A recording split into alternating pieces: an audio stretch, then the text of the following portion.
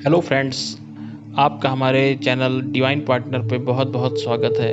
आज मैं आपके लिए फिर से एक नई कहानी लेकर आया हूँ। मैं उम्मीद करता हूँ कि आपको ये कहानी पसंद आएगी। अगर आपको मेरी ये कहानी पसंद आती है तो मेरे चैनल को लाइक करें, सब्सक्राइब करें और शेयर करें। चलिए शुरू करते हैं आज की कहानी।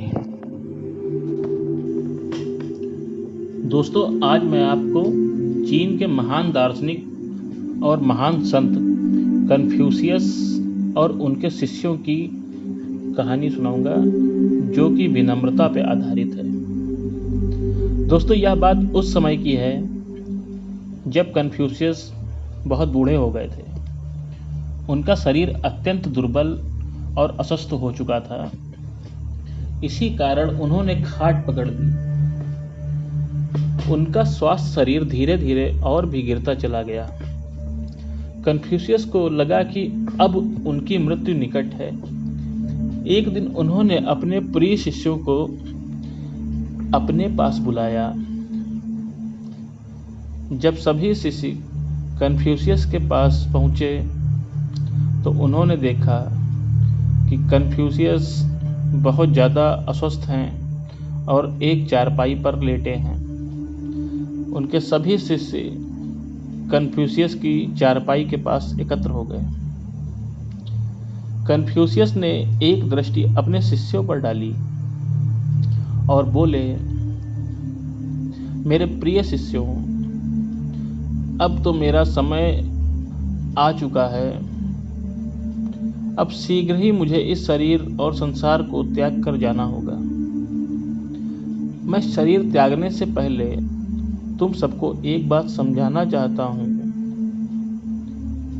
सभी शिष्य सांस रोककर अपने गुरु कन्फ्यूशियस की बातें सुन रहे थे। कन्फ्यूशियस ने एक बार फिर से अपने सभी शिष्यों की ओर देखा और कहा, तुम सब मेरे मुंह में झांक कर देखो। यह कहकर कन्फ्यूशियस ने अपना पूरा मुंह खोल दिया।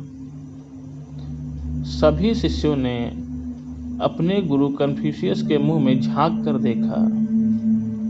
जब सभी शिष्यों ने झांक कर देख लिया, तब कन्फ्यूशियस ने उनसे पूछा, तुम सबने मेरे मुंह में क्या देखा?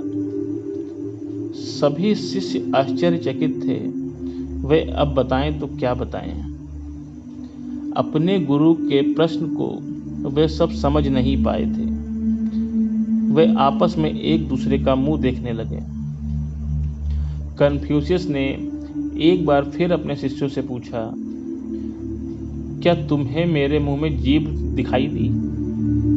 सभी शिष्य एक साथ बोल उठे, जी हाँ गुरुजी, मुझे जीभ दिखाई दी है। फिर कन्फ्यूशियस ने पूछा, क्या तुम्हें मेरे दांत भी दिखाई दिए?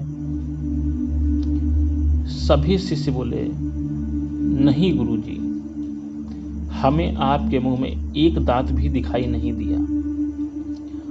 अब कन्फ्यूशियस सहारा लेकर उठकर बैठ गए।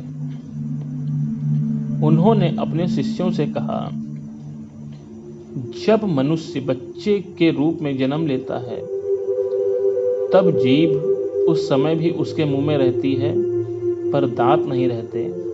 वे बाद में आते हैं और बुढ़ापा आ जाने पर सारे दांत टूट कर गिर जाते हैं, पर जीभ अपनी जगह पर ही रहती है। जीभ जन्म से मृत्यु तक आदमी के साथ रहती है, परंतु दांत बाद में आकर भी सबसे पहले गिर जाते हैं। ऐसा क्यों होता है?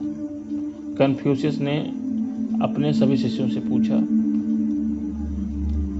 सभी शिष्य शांत अवस्था में खड़े थे। किसी के पास भी इस प्रश्न का कोई उत्तर न था।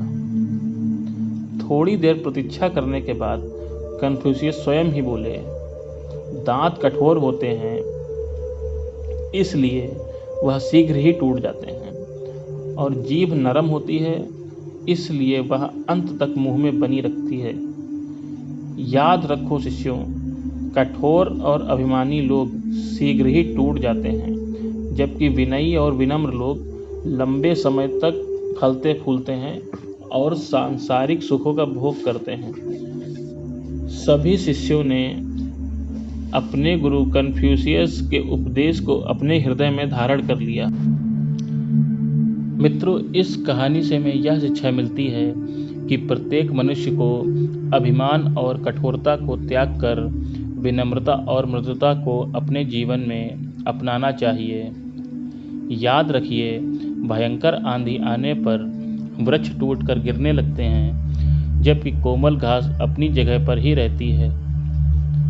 वीडियो को अंत तक देखने के लिए आपका बहुत बहुत धन्यवाद।